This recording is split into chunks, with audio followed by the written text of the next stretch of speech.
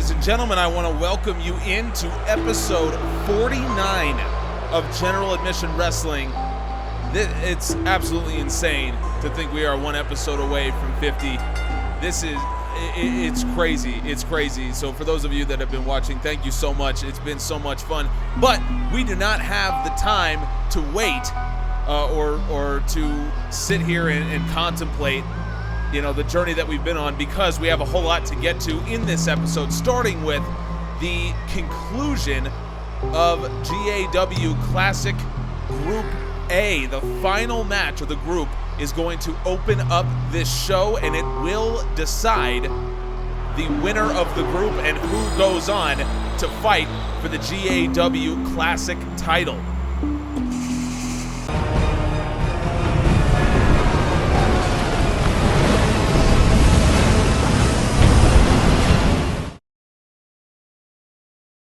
Running down to Cuba with a load of sugar. Wave boys to Cuba, make her run you. I think there's absolutely no question who the fan favorite is in this match. The Pirate King, Edward Jack, has not had the GAW Classic that he certainly would have wanted competing in his first one.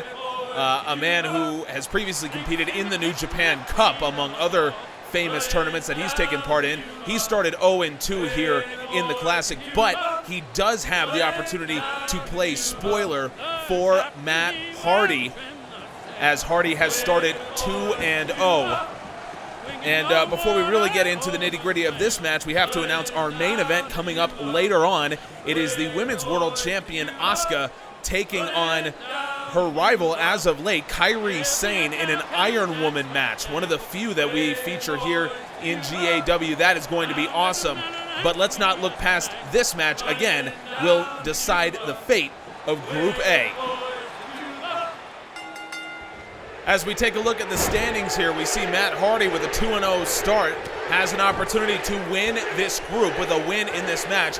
Kofi Kingston sitting behind him at 2-1.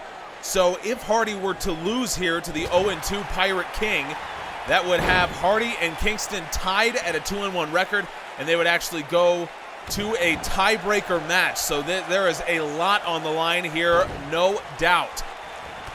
And I think Edward Jack would love to play spoiler and would love to avoid going 0-3. He's wrestled a lot better than that record would suggest, but the GAW Classic, this is 8 of the best wrestlers in the world right now, so certainly an 0-3 record doesn't mean that Jack has been disappointing in any way, although he'll certainly be disappointed with himself. Trying to take it to Matt Hardy here early on, 1 minute into the match. Jack has controlled a lot of it, and Jack with the sling blade. Jack trying to get fired up by the fans here. And Jack will hook the leg. Referee a little slow to get down. Matt Hardy kicks out anyway. This is just the first of what will be an amazing card coming up, including Kacy Catanzaro in action. We saw her lose her United States Championship in her first defense because of Dakota Kai. Matt Hardy with a side effect onto Edward Jack. Plants him in the middle of the ring. Far leg hooked for Hardy, and Matt Hardy picks up the win. I couldn't even get through telling you about the rest of the card. Matt Hardy plants Edward Jack with the side effect, and Matt Hardy is headed to Tidal Wave. Congratulations to Matt Hardy. He wins Group A of the 2020 GAW Classic. Congratulations once again to Matt Hardy. Massive side effect. That's not the first time he's won a match with that particular move. And Matt Hardy makes short work of the Pirate King, Edward Jack. So we will see Matt Hardy at Tidal Wave coming up in just a couple episodes. Who will he face there? Well, Group B concludes next episode. So come back for that. That's going to be amazing. But we are far from done in this episode of Wednesday Night Storm. Coming up next, Kacy Catanzaro. Kairi Catanzaro on her way to the ring. I probably feel worse for this woman than anyone else in GAW after what happened to her last episode, being cost the U.S. title. But as you can tell, she's still trying to stay positive. The fans still trying to make sure that she keeps that positive disposition. We've been told that Kairi Catanzaro has some words for us, and especially for Tegan Nox and Dakota Kai. Last week, Dakota Kai cost me my United States Championship, a title that I had trained for so long, that felt so personal to me because of my battle with Ronda Rousey. And to think that my friend, Dakota Kai, the woman who saved me from Ronda Rousey and Shayna Baszler, would turn on me like that and cost me that title when she knew what I had to do to get it. It really broke my heart. But more than that, it ignited a fire, knowing that I don't have any friends here. That the women I thought were here to help me grow as a performer, as a wrestler, as an athlete, turned their back on me as soon as it became advantageous for them. And I think a lot of people would just stand by and do nothing, but that is not what I'm about. Any of you who've watched my career know that that's not what I'm about. And so my goal is to take back the title I earned and the title that was taken from me unfairly. That starts tonight. Title or not, I want Tegan Nox in a no disqualification match. Tegan, get your ass out here right now.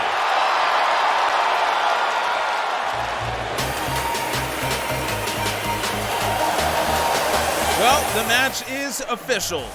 The new General Admission Wrestling United States Champion, the third one in history, Tegan Nox, coming out to the ring, and you can hear a less than warm reception for Tegan Nox after what she did to Kairi Catanzaro, what she and Dakota Kai did to Kairi Catanzaro. Catanzaro demanded a no disqualification match with the champion, not with Dakota Kai, who actually cost her the match. I can only assume that Casey's retribution against Kai is coming soon. But for now, in non-title action, we have the new U.S. champion taking on Kairi Catanzaro. It's almost amusing to me that Tegan Nox comes out with such a cheery disposition, considering she certainly knows what happened to Kairi Catanzaro to give her this title. She played into it, so that part certainly is interesting. Catanzaro, I think, just wants to get her hands on someone who is responsible for costing her title. I mean, you heard Catanzaro she poured so much of her time into winning that championship and what Ronda Rousey put her through, and feeling a sense of betrayal because she trained with Team Kick, but also because Dakota Kai herself was the one who saved Kairi Catanzaro from an attack by Rousey and Baszler, the Blue Bloods. So I think Catanzaro feels betrayed in that regard. Tegan Nox with a whipping kick straight to the chest of Catanzaro. Nox will go for the first cover.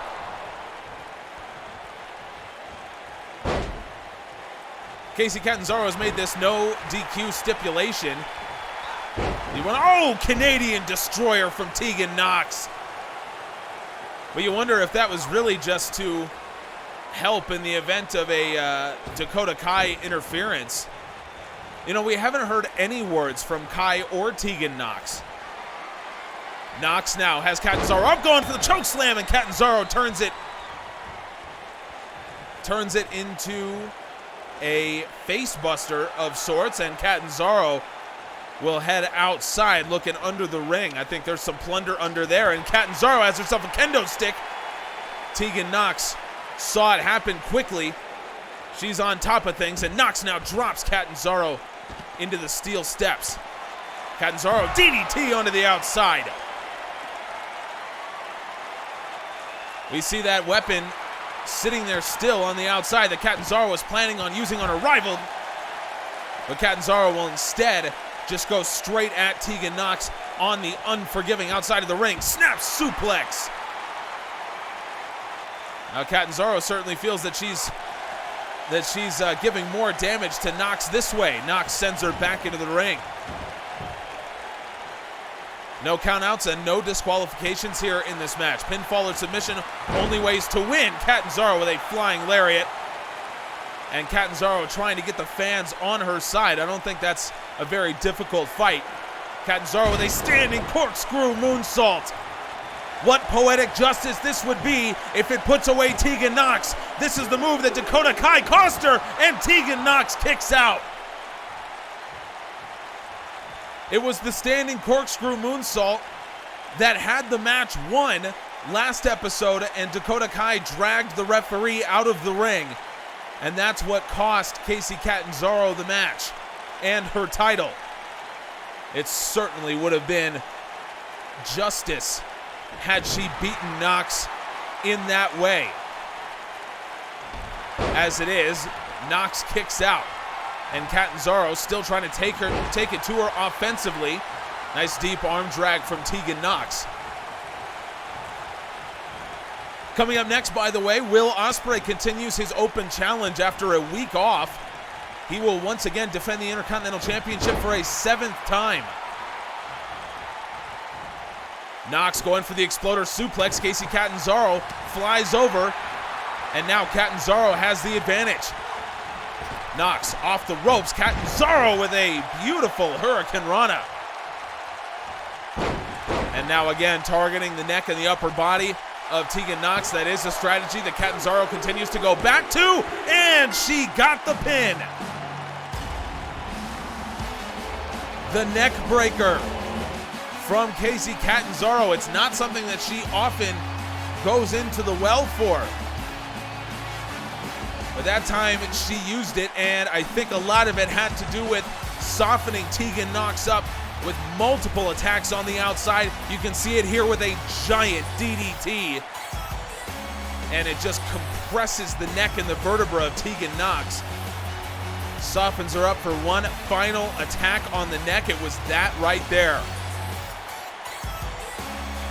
Some manner of retribution for Kacy Catanzaro, no question.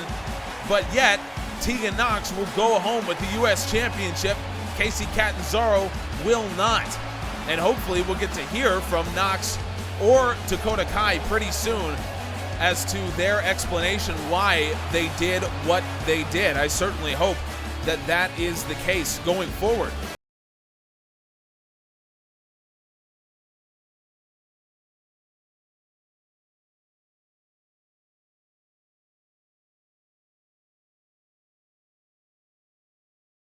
Conor McGregor knows that too. We can thank him for the proper 12 branding that we've been seeing dotted across the ring and across our show. What will the brash Irishman have to say to us this time? Let's find out. Hello once again, GAW.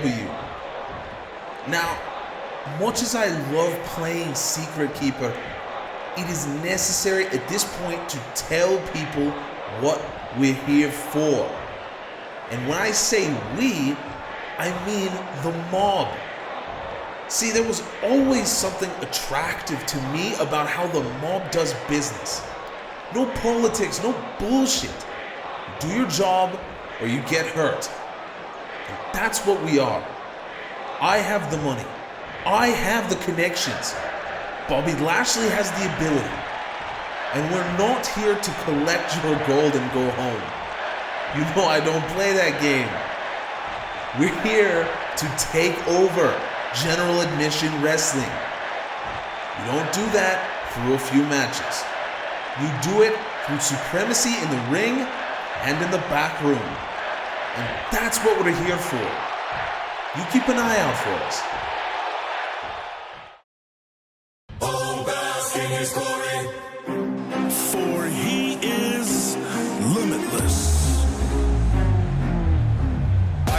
shudder to think what Conor McGregor may have in store going forward for Will Ospreay. I will say, though, it is great to see Keith Lee back. We haven't seen him in the past few episodes because of an attack by his former tag team partner, Matt Riddle, and I'm told that Lee will deal with Matt Riddle at some point concerning that particular attack, but Riddle has basically fallen off the face of the earth. So Keith Lee is here taking the opportunity that has presented itself to him, and that is Will Ospreay's Intercontinental Open Challenge.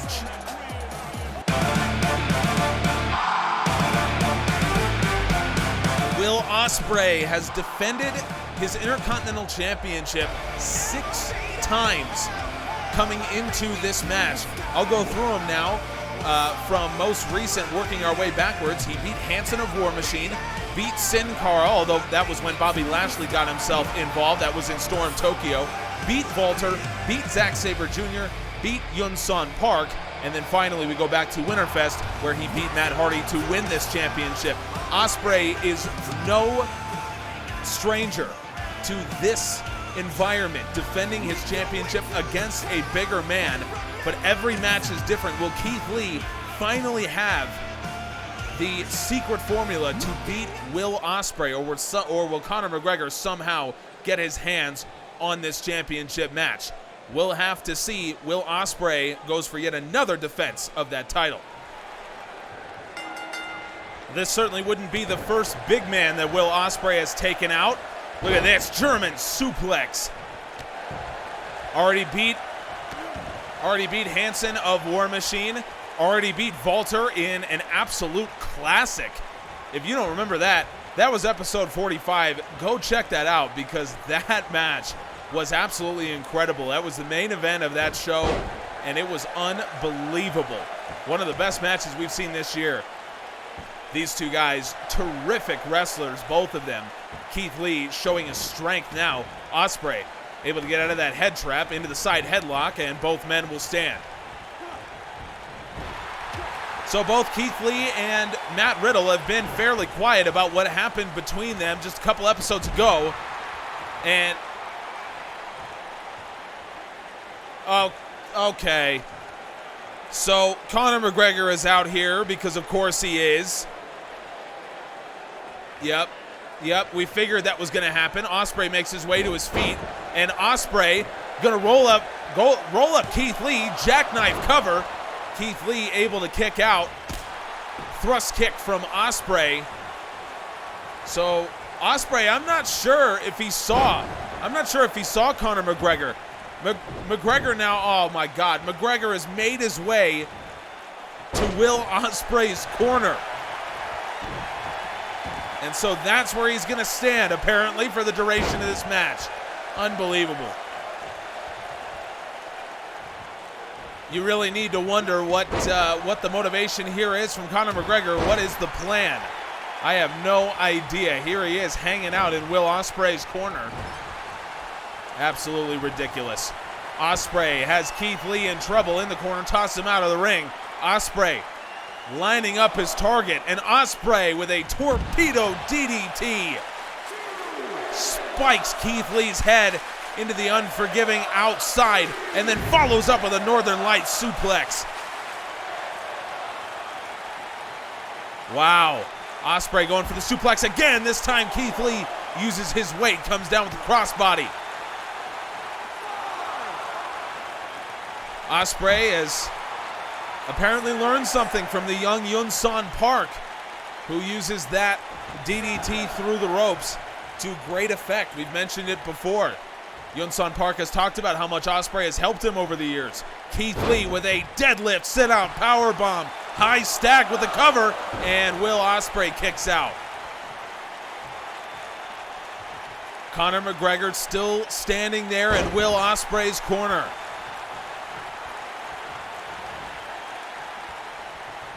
I'm not even sure what McGregor hopes to do in this particular scenario. I'm not sure what the idea is. Drop kick from Ospreay. Really taking control of this match. You got to feel like Keith Lee maybe isn't 100% healthy. after the attack by Matt Riddle. Certainly Will Ospreay pushing the pace of the match is not helping. Ospreay from the corner lines it up looking for the Tower of London. Keith Lee scouted it well. Into the corner goes Ospreay. Lee now has off the ropes. Ospreay runs and a pounce from Keith Lee. Ospreay, by the way, is undefeated since Nitro 9, 14-0, and that includes 6 defenses of the Intercontinental Championship. Keith Lee, back body drop, making Ospreay feel the pain in his back now. You gotta feel just like Casey Catanzaro's DDT on the outside earlier, that Keith Lee is feeling a lot of pain, a lot of irritation in his back and neck area after Ospreay planted him with that DDT earlier. Both men know each other very, very well. Will Ospreay double underhooks in. Ospreay has Keith Lee up, the 300-pounder in for the Stormbreaker. Ospreay drops Lee, far leg hooked, and Will Ospreay retains. No interference to speak of from Conor McGregor. This jackknife cover from Will Ospreay, he didn't see McGregor make his way down. Keith Lee was thankfully able to recover from that, and we got ourselves a terrific match afterwards. Both men throwing everything they can. I would love to see these two guys battle when Keith Lee is 100% healthy, because again, I just get the feeling that Lee is not 100% there after the attack by Matt Riddle. Ospreay ends things with the Stormbreaker. You can see McGregor sarcastically cheering Will Ospreay, but he does have to be worried somewhere in the back of his mind that that Stormbreaker could be coming for Bobby Lashley. Will Ospreay retains the Intercontinental Championship. Congratulations for yet another successful defense. And already we have our main event upon us, and it is going to be a great one. An Iron Woman match between Asuka and Kairi Sane.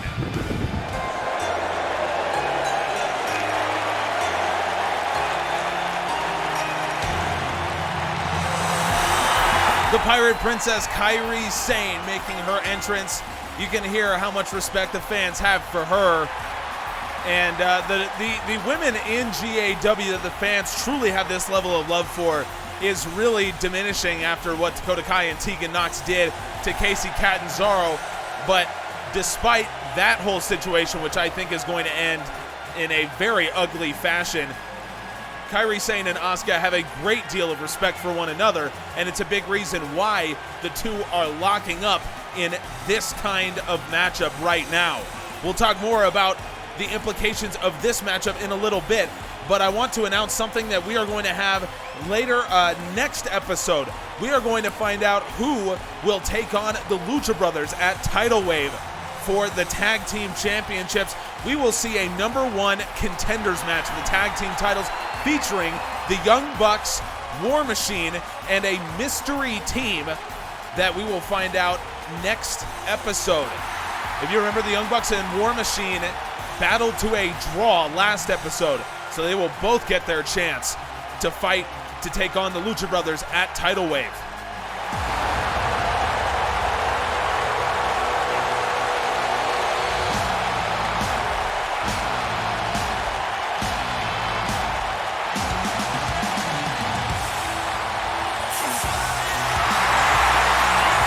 There is, of course, no shortage of love and respect for the 18-month-long reign of Asuka. She has now cleared Rey Mysterio by a pretty sizable margin to become the second longest reigning champion in the history of general admission wrestling. She now has her sights set firmly on Lita. She will battle her friend Kairi Sane for, I believe this is the third time since Winterfest, when she took on her bitter rival Shayna Baszler. And this match is non-title, and that is because these two women will officially square off. This is the first match being confirmed for Tidal Wave. These two women will fight for the GAW Women's World Championship at Tidal Wave. So we are all excited for that. Let this be just a little bit of a primer for that particular battle. Let's get to the main event of GAW Wednesday Night Storm. 15-minute Iron Woman match. Pinfalls, submission, and disqualifications are all valid ways to score points here. And of course, the woman with the most points at the end will claim victory. Asuka has won the previous two matchups between these two women. This would be a time for Kairi Sane to bounce back against the champ, get some momentum going forward before their match at Tidal Wave. We still have some to confirm for you, of course. We don't know who the World Champion Pac will be facing. We don't know who the Tag Team Champions, the Lucha Brothers, will be facing. Spinning back fist from Asuka. Kairi Sane able to shake that one off. These two women have very similar styles. Kairi Sane gonna show it here with a nice neck breaker. Kick misses. And Asuka now targeting the arm of Kairi Sane, probably to soften it up for the cross arm breaker that Asuka has been using very frequently. Nice backflip out of the German suplex by Kairi Sane. This is the pace of match that we have come to expect from these two women. Off the ropes comes Asuka. Kairi Sane drop down and a drop kick given to the Women's World Champion.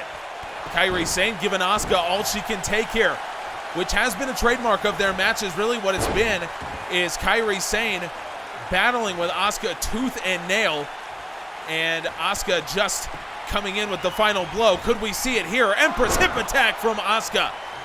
It's how she's beaten Kairi Sane in the past, but Kairi Sane able to stand after that. Not enough damage done to the body for that move to really register for the Pirate Princess.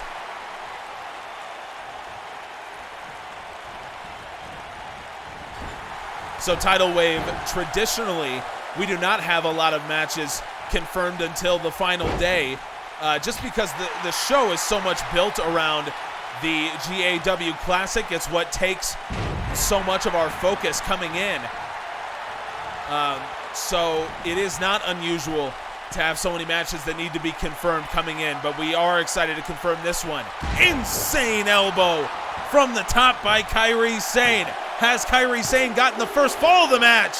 Asuka just gets the shoulder up.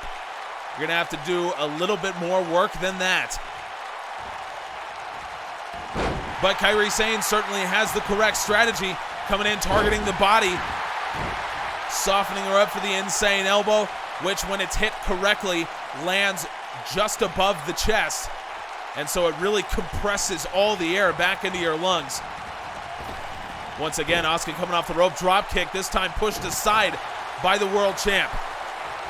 Asuka looking for the striking combination, but Kairi Sane one step ahead of her. Kairi Sane trying to knock Asuka off the edge. Asuka with a Gamengiri. Asuka now.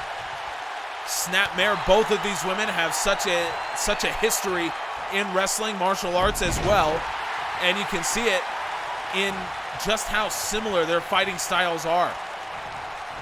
This may be the best combination of fighting styles that we've seen from two women in GAW because they are trained so similarly. Asuka now turns Kairi Sane around, cross arm breaker locked in. I said that she was softening up the arm earlier, and Asuka gets the first fall. 1-0 in favor of the women's champion in this 15-minute Iron Woman match. Still a long, long way to go. Asuka now trying to get it again, and this time it's a rope break. Kairi Sane able to grab that rope, but Asuka trying to push an advantage here. Kairi Sane rolls out. Asuka's not going to let her go. Asuka from the top, elbow drop, and it lands on the square of the back. Kairi Sane motionless after that. Wow, a flurry of offense from Asuka. Even though Kairi Sane for the first 5 minutes of this match has really been in control for the most part. A cross arm breaker made it 1-0. Kairi Sane gets the strike in, standing on the apron. And Kairi Sane now, arm trapped, body slam. Sane loving it, the fans loving it. The fans just loving some good wrestling here, and I do too. In the corner goes the Women's World Champ, and Kairi Sane now gonna back it up to the other side. Sane has her in the sights, and a sliding forearm to the Women's World Champ, Asuka. In the drop zone as Kairi Sane goes up top for the moonsault this time. Asuka got the knees up. Kairi Sane opting not to go for the insane elbow there. Asuka now trying to push the advantage. Snap suplex. Asuka float over. Shoulders down. Kairi Sane in trouble here, and Sane kicks out. It remains 1-0 off the cross arm breaker. Could Asuka make it 2? Asuka with the Empress hip attack. Planting Kairi Sane. Trying to get some of those fans back onto her side, but Asuka will not go for the pinfall. She knows she needs a little bit more than that. Answered with the uppercut, deep arm drag from the Women's World Champ, and Asuka again sets up cross arm breaker. Submission locked in deep, and Kairi Sane is forced to tap once again. And against a submission wrestler like Asuka, it becomes so difficult later on in matches like this. Asuka now, Empress combination. That spinning kick may have just turned Kairi Sane's lights out. Far leg hooked, Kairi Sane kicks out. Sane keeps this match within striking distance at 2-0. Twice now we've seen Asuka take a lot of offense, but then dish out just a little bit of her own punishment, and now a beautiful upward kick to the jaw of Kairi Sane. Asuka going for maybe a DDT or a suplex, but Kairi Sane able to get the jabs to the midsection. Sane now arm trapped again, Northern Light suplex with a bridge. Kairi Sane with the stack, and Asuka is able to power out. I thought Kairi Sane may have had her first fall of the match right there, going up top. Now maybe to finally get it. Insane elbow, and it connects right where it needs to. Kairi Sane, that's her second insane elbow, landed to the match. Far leg hooked, and Asuka somehow kicks out. God, it's impossible to pin this woman. Unbelievable. Kairi Sane trying to press the advantage here, hoping that Asuka's given all her energy to kick out. Insane elbow lined up. Nothing but canvas. Sane manages to turn around, strike, German suplex. Wow, Asuka is just something else in this ring. It is unbelievable to think how difficult it is to get a pin on this woman. And to think, by the way, that Tegan Nox actually did it. I mean, let's not forget, it was not too long ago that Tegan Nox scored a clean pinfall victory over the Women's World Champion. Asuka was able to win the title match that came of it. Suplex attempt here by the Women's World Champion. Kairi Sane lands on the other side. Waistlock, German suplex, high angle by the way. Drops the Women's World Champion onto the back of her neck. It is so rare to score a pinfall victory of any kind over Asuka. Kairi Sane is up top, opting not to go for the insane elbow. Kairi Sane with the crossbody. Has that finally done it? High velocity crossbody, but Asuka kicks out.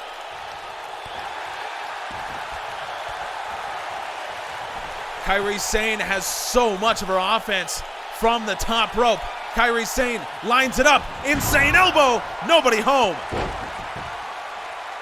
It would have been the third one to connect. But Asuka, not only is she so physically tremendous, but from a mental standpoint, she is maybe the smartest wrestler in this company. Asuka now. Suplex. The score remains 2-0 in favor of the Women's World Champion. Both points were won off the cross arm breaker. Elbow from Kairi Sane. Sane now going for the double axe handle. Asuka avoids it. Sane catches the strike. Dumps Asuka into the corner. Under 5 minutes. The question now really is whether Sane can even score a point. Asuka has had so few pinfall, and she's taken so few pinfalls since she became Women's World Champion. It's really incredible. Sane now rolling Asuka over, and Asuka not even allowing the referee to make a count. Elbow up from the Women's World Champ, stuns Kairi Sane, and Asuka with the DDT swings Kairi Sane around and plants her with it. And Kairi Sane now could be in trouble once again. This time Sane kicks out. So Asuka has not scored a pinfall. It has only been submission so far. Sane out of the way of that knee, and a Luthez press from the Pirate Princess. Trying to go for the legs. Asuka a little bit too powerful. Gets out of that one. Kairi Sane dodges what probably would have been another Empress hip attack. Now dumps Asuka into the corner. Asuka taken down to a seating position as Kairi Sane marches to the other side. Sane lines it up, and a sliding forearm delivered to the Women's World Champion. Signed, sealed, and delivered from the Pirate Princess. And Kairi Sane will instead of going for a pinfall, now going for this modified sharpshooter, and she got the tap. Asuka taps out. Kairi Sane has scored a point. It's 2-1, and Kairi Sane is very much in this match. Well, that justifies Kairi Sane's championship match against Asuka at Tidal Wave right there. Asuka, I believe, has taken 5 losses overall since she became Women's World Champion. None of them have come in an Iron Woman match. Empress hip attack, far leg hooked for Sane, and Asuka answers back with a point. 3-1 in favor of the Women's World Champion, but I think the story really is that Kairi Sane scored a point. A submission victory over the Women's World Champion. Kairi Sane now from the top, elbow drop. It was not the insane elbow. Elbow drop onto the back of the neck of the Women's World Champ, and Asuka answers back with a drop kick. You know, the reason why we keep booking these women in these matches is because they are so fun to watch. Every match is so entertaining with so much energy, and we're seeing it once again here. This Iron Woman match sits at 3-1, but the story coming out of it is that Kairi Sane scored a point over the Women's World Champ. Asuka throws her off the rope, and look at that. A deep arm drag slams Kairi Sane against the mat. Kairi Sane kicks out. The knee from Asuka avoided by Kairi Sane once again, but Asuka floors her with that kick to the knee. Into the corner goes Kairi Sane. Reverses it. It's Asuka now. Kairi Sane trying to push some offense, but Asuka traps the arm. That is an arm that has to be incredibly injured right now. And Asuka again into the cross arm breaker, but the referee, you can see, calls for the rope break. Under a minute left, Asuka leads 3-1, again targeting the arm of Kairi Sane. Going for the pinfall off of the knees to the left arm. Kairi Sane kicks out, but it was a labored one. Wow, Sane with a spear attempt, but Kairi Sane drops her with a DDT. Coming up on 30 seconds left in this Iron Woman match. Again, the score is 3-1. Sane trying to hoist Asuka up into a reverse suplex. Asuka turns it into a vertical. Asuka is going to win this match, but the story, once again, is that Kairi Sane got the Women's World Champion to tap. So much respect between these two women, and they will show it once again come Tidal Wave. Kairi Sane had lined Asuka up for the forearm, but the match was called. Asuka wins this Iron Woman match by a final score of 3-1. Kairi Sane made the Women's World Champion tap, and we will see these women one more time at Tidal Wave. That is coming in 2 episodes. But our go home is next, and so much to get to, so much we still need to learn. So make sure you subscribe to see episode number 50. Oh my God, it's crazy to say that. Folks, we'll see you next time. We appreciate you.